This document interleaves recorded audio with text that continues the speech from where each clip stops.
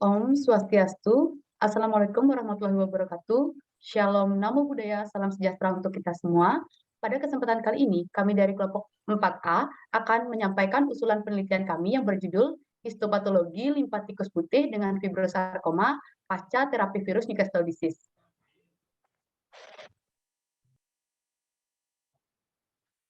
Adapun anggota kelompok 4A terdiri dari yang pertama, Fikri Alif Abdillah dengan NIM 19029, ada Imadi Krisna Wiranata dengan NIM 19081, ada Niluh Ari Cahyani dengan NIM 19088, ada Brigita Vincentia Simanihuruk dengan NIM 19089, ada saya sendiri Nikade Sita Amelia dengan NIM 19095, ada Syafira Laili Aulia dengan NIM 19101, dan ada Nikomang Wijayani dengan NIM 19108. Selanjutnya akan dipaparkan oleh teman saya.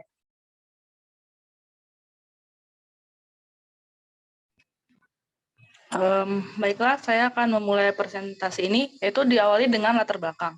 Jadi latar belakang dari usulan penelitian kali ini dilatar belakangi oleh suatu kelainan yaitu fibrosarkoma, di mana pengertian dari fibrosarkoma ini adalah neoplasma ganas yang terdiri dari fibroblast berbentuk serat kolagen dan berasal dari sel mesenkim.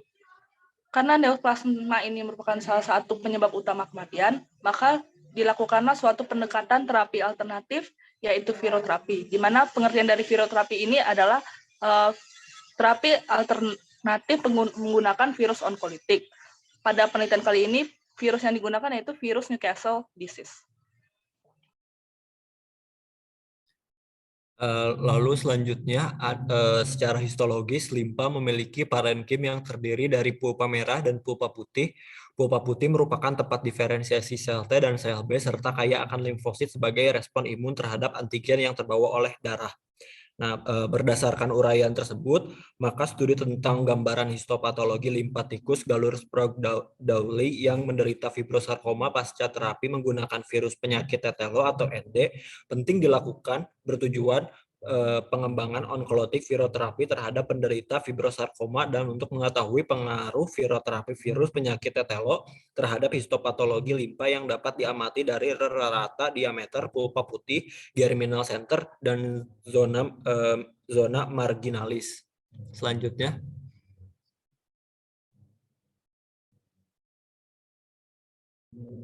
Lalu selanjutnya di sini ada rumusan masalah dan tujuan penelitian.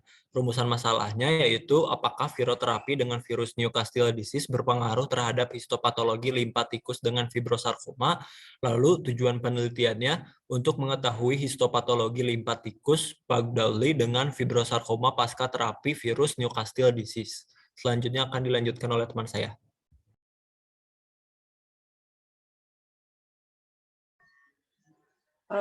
Baiklah, selanjutnya itu ada manfaat penelitian. Manfaat ini terbagi menjadi dua, ada manfaat teoritis dan juga manfaat praktis.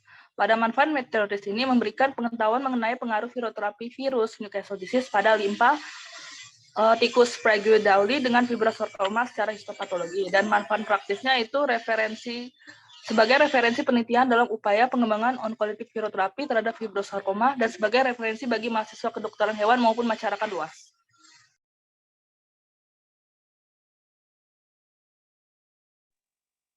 Baik, izin melanjutkan presentasi. Perkenalkan, saya Niluh Ari Cahyani dengan NIM 19088. Kerangka konsep dari penelitian ini adalah neoplasma ganas atau sering disebut dengan kanker adalah jenis neoplasma yang dapat bermetastasi ke organ lain. Salah satu jenis neoplasma ganas ini adalah fibrosarkoma, di mana dalam penelitian ini dipicu oleh zat benzoapiren, itu merupakan zat karsinogenik yang akan diinduksikan kepada tikus Sprague-Dawley. Lalu akan diberikan terapi untuk menyembuhkan fibrosarkoma ini menggunakan virus, yakni virus Newcastle disease. Virus Newcastle disease merupakan virus onkolitik yang bersifat patogen terhadap unggas dan tidak patogen terhadap mamalia. Adapun kerangka konsepnya seperti ini, dapat dilihat. Next. Kemudian selanjutnya hipotesis. Berdasarkan kerangka konsep di atas, maka dapat dirumuskan hipotesis sebagai berikut, yaitu terdapat pengaruh berupa terjadinya lesi pada limpa tikus dengan Galur Sprague-Dawley dengan fibrosarkoma pasca viroterapi virus Newcastle disease ditinjau secara gambaran histopatologinya. Selanjutnya akan dilanjutkan oleh teman saya.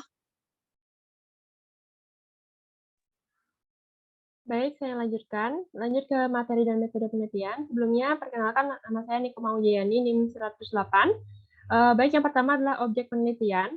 Objek dalam penelitian ini adalah organ limpa dari 9 ekor tikus Gallur Sprague Dowley berumur 3 bulan dengan bobot badan 1 sampai 150 gram yang terdiri dari 3 ekor tikus normal dan 6 ekor tikus yang sudah memiliki fibrosarkoma pasca diinduksi dengan benzoapiren. Semua tikus tersebut berjenis kelamin jantan.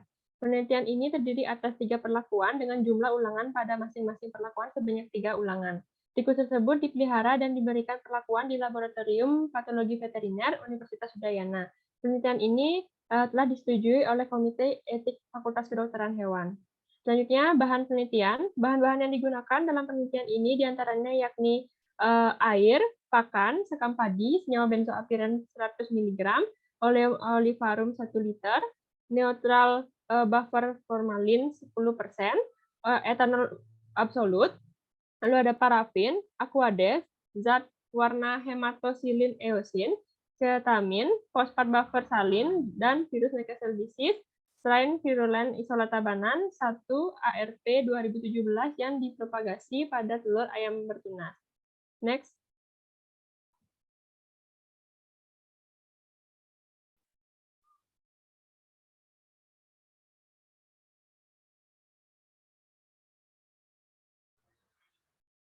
Baik, selanjutnya peralatan penelitian.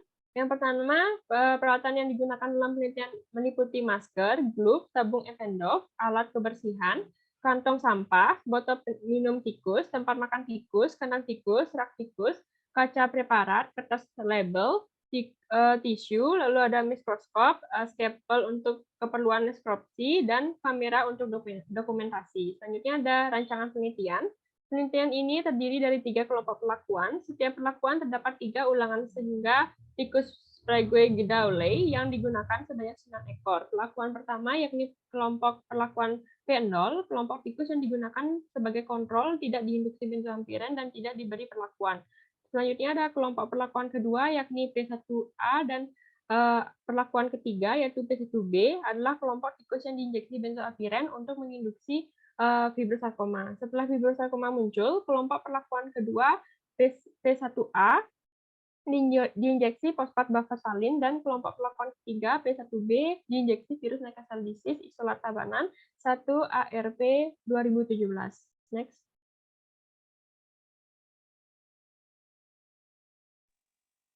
Baik, adapun variabel dari penelitian ini yaitu pertama ada variabel bebas, yaitu pemberian benzoapiren dan pemberian virus Newcastle disease. Yang kedua ada variabel terikat, di mana ini tuh gambaran histopatologi organ limpa berupa diameter purpa putih, germinal center, dan zona marginalis. Yang terakhir ada variabel kendali, yaitu jenis kelamin, umur, spesies tikus, pakan, air minum, dan kandang.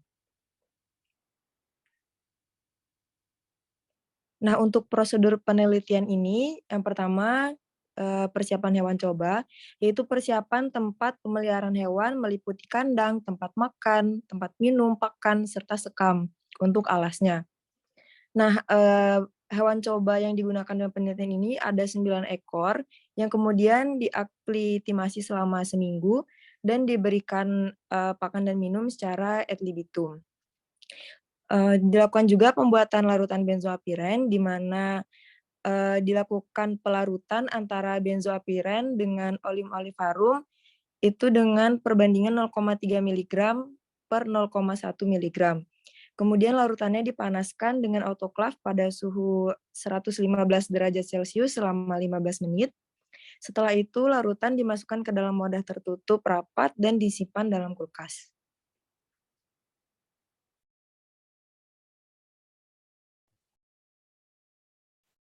Baik, selanjutnya saya Nika Desita Amelia akan melanjutkan presentasi dari teman saya. Setelah hewan coba diaklimatisasi, selama 1 minggu, tikus dipilih secara acak dan dikelompokkan menjadi 3 kelompok perlakuan. Kelompok perlakuan pertama atau P0 adalah kelompok tikus normal sebagai kontrol, tidak diinduksi benzoapiren dan tidak diberi perlakuan.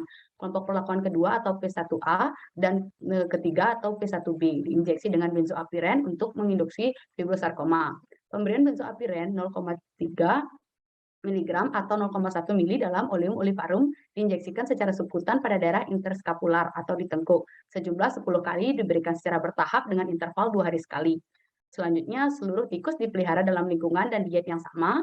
Tikus dipalpasi seminggu 2 kali pasca induksi dengan benzoapiren. Pengamatan dilakukan selama 5 bulan sampai terbentuk tumor berdiameter 1–1,5 cm atau teramati secara mikroskopik pada daerah tengkuk dan sekitarnya. Setelah muncul tumor, kelompok perlakuan kedua atau P1A tidak diberikan treatment namun diinjeksi dengan PBS, sedangkan kelompok perlakuan ketiga atau P1B diberikan treatment dengan injeksi virus Newcastle disease. Pemberian virus secara intratumoral diberikan 4 kali, diinjeksi sekali dalam sehari selama 4 hari berturut-turut dengan dosis 0,5 mili 2/9 HA unit. Kemudian perkembangan tumor diamati dan tikus dinekropsi setelah 2 minggu pasca perlakuan.